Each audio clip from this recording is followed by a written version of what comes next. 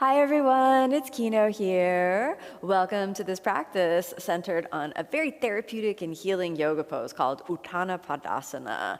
If you're enjoying this video, please subscribe, leave me a comment, and like this video. Let me know how the practice is going for you. Now, let's get started in a comfortable seated position. Close the eyes. Let's bring your hands together. A long, deep breath in.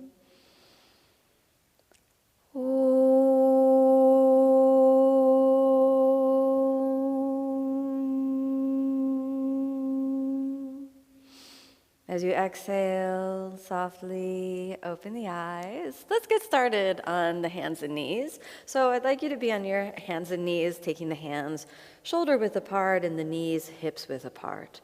Let's roll through cat and cow just to get a little mobility in the spine. So inhale a long, deep breath in. Exhale, round. Let's draw it under. Inhale again, a long, deep breath in. Exhale it round, all the way under. Last one. Inhale again, a long, deep breath in. And exhale, bring it on under.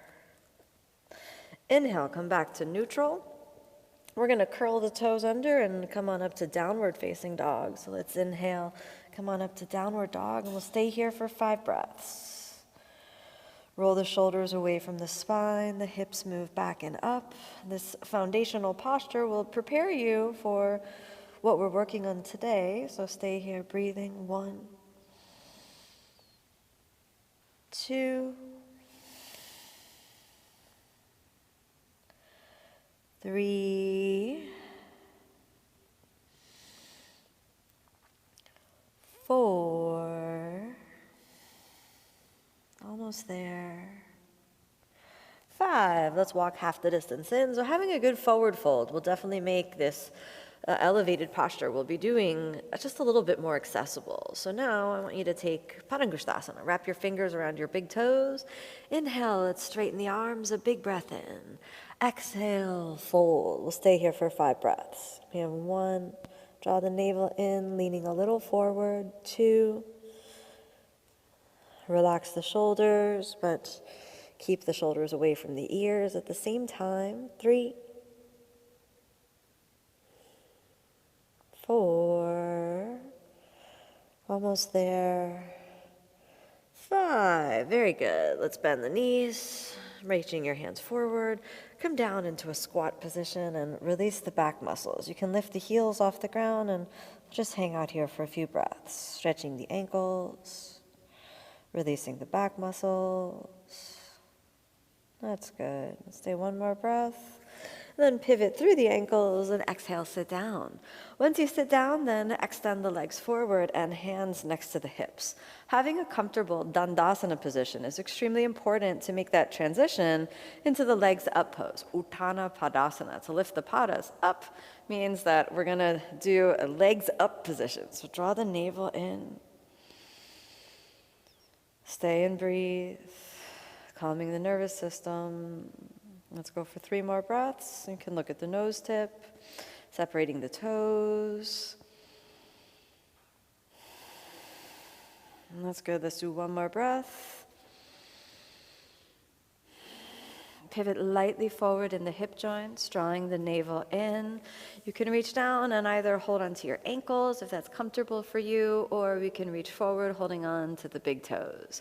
Inhale again, prepare, a big breath in, and then exhale, fold. Once you fold, I want you to find your hip joints. So wiggle around inside the hip joints and make the pivot happen more comfortably inside the pelvis. Let's do 5 more breaths. 1, 2, and breathe as deeply as you can, if possible, resonating the breath. 3, drawing the mind inward. 4, And 5, inhale it straight in the arms. That's good. Exhale here. All right, I think we're ready to work on Uttana Padasana. So I want you to lie down first, and we're going to find what's called constructive rest pose. So let's exhale and lie down, placing the sacrum on the ground, dropping the knees towards each other and the feet a little bit wider than hips width apart. And then I want you to just find the kind of relaxed position of the spine. The hands rest on the torso. We'll be here for 5 breaths. Start to find that ease and flow that will drop your mind into a calm, relaxed space. No pressure, no forcefulness. Again, just a calm, relaxed space.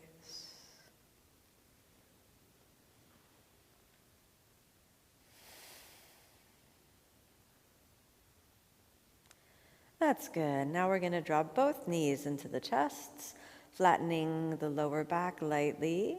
You can interlace your fingers or you can hold on to the shin bones. And let's draw the thighs lightly in. Very good. Making sure that there's no pressure anywhere in the body right now. Just a light little squeeze, a light little hug, you could say. And let's release the legs and slowly begin to straighten the legs. So now we can see that the legs make a kind of 90-degree angle with the body. And this is where we can find our movement into Uttana Padasana. So there are a couple of things that we'll work on here. First of all, if the legs don't reach that 90-degree angle and it feels a little stressful, especially if there is tension at the front of the hip, you could bend the knees a little bit to find the line where the feet then still stack under the hips. And the reason that I'm holding this block is another option is to just place the hips just a little bit up on the block. And this will give you the feeling of, maybe being able to take a little bit of the forward fold element out of it because the chest is moved back. And then we can find out which variation is more comfortable for us. Either the hips just rested on the ground, which is the one that I like, or the one with the knees a little bit bent, or the one with the hips elevated on the block. All are good. Find what works for you, and we'll be here for 5 deep breaths, and we'll talk a little bit about the alignment here. When your legs are not resting against the wall, we're thinking about keeping an activation through the thighs. So the thigh muscles are engaged, and if possible, the bases of the big toes are either pressing into each other or reaching towards pressing into each other. That goes for the same with the ankle bones. So the ankle bones are also reaching towards each other. Then you're feeling the sort of gravitational pull of the earth on the weight of the legs so that the thigh bones kind of nestle into their sockets. And then this allows the muscles of the abdomen to relax. It also communicates to your iliopsoas to relax and combats also the kind of stress that the ankles and the feet are usually feeling from just standing and walking a lot. So let's be here for a little bit longer. If you've had a long flight, for example, or you've been sitting all day or standing all day, walking all day, Uttana Padasana, with the right activation, a little activation in your thighs, a little toe point, a little internal rotation, just very little of that one, will help stabilize the posture. Now, for some of you who have lots of forward bend flexibility, there's one other little interesting thing that can be done. So if you have lots of forward bend flexibility, you can sort of decrease the angle a little bit and then press your hands into your thighs and lift the flesh of your thighs kind of up and out, and then find the angle where you can rest your thighs on your hands. And this kind of allows you to release even more and puts more space around the hip joints. This puts any kind of strain in the iliopsoas muscles, completely releases them. But you can, of course, only access this if the forward bend is very, very easy for you. Let's stay here for 2 more breaths, and whichever variation we're doing, we're still getting the benefits therapeutically of having the feet elevated. combating the stress that normally happens when when we spend too much time standing, walking, or flying, So, you may notice, like I just did, oh, my legs are too relaxed. They're separating from each other. So we can just, point the feet and give that light little activation again.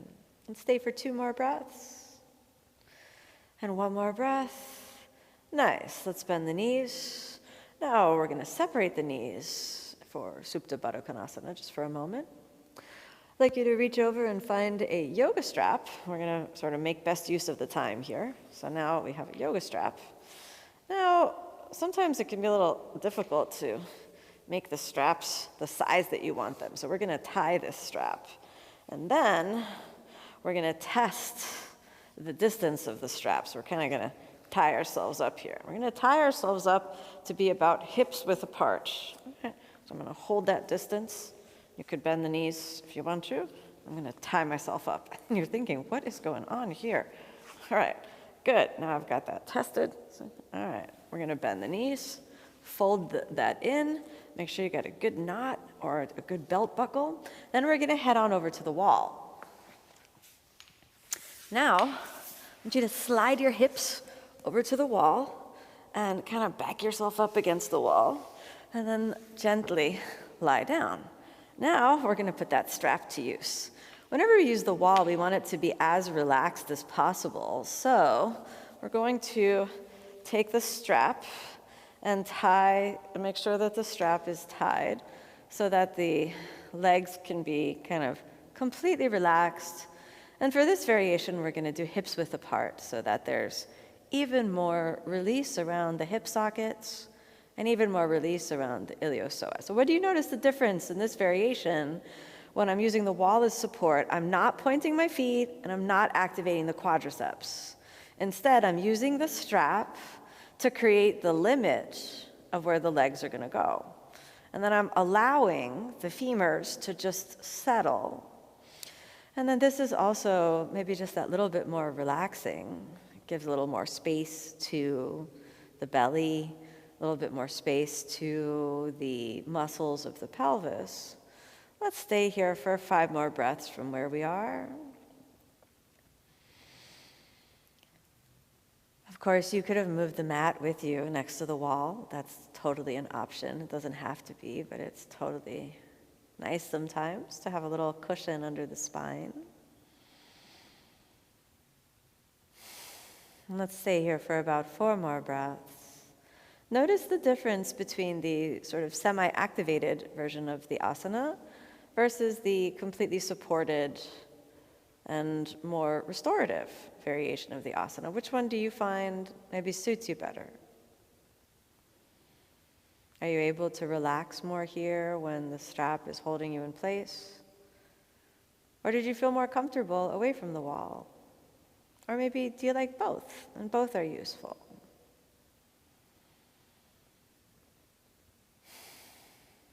Notice all that tired energy around the feet and the ankles, kind of releasing. Let's stay 2 more breaths.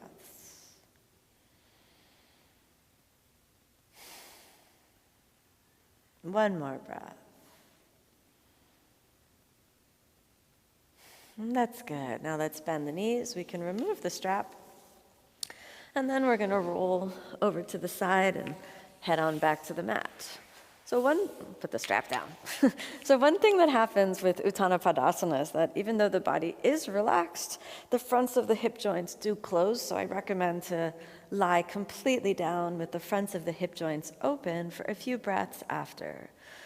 So now we can just take a little rest, and especially if you're using this practice therapeutically after a long, stressful day or just a busy day where you are on your feet a lot, this moment of little rest right now will just help your whole body come back into balance. Good.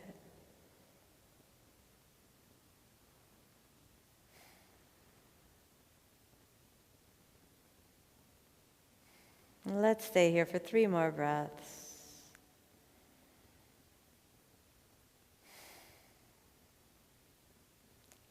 Two more breaths. .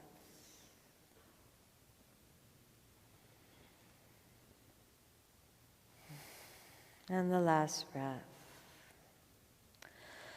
At the end of the last exhalation, let's reawaken the body through some small movements or a light little stretch. Now we'll bend both knees back up into the chest. And as you exhale, we'll roll over onto the side and all the way back up. Let's close the eyes for a moment. Bring your hands together. A long, deep breath in.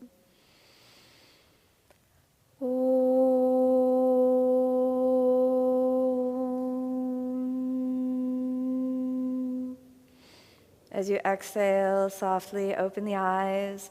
Thank you so much for joining me on this practice. May you be happy, may you be peaceful, may you be filled with love.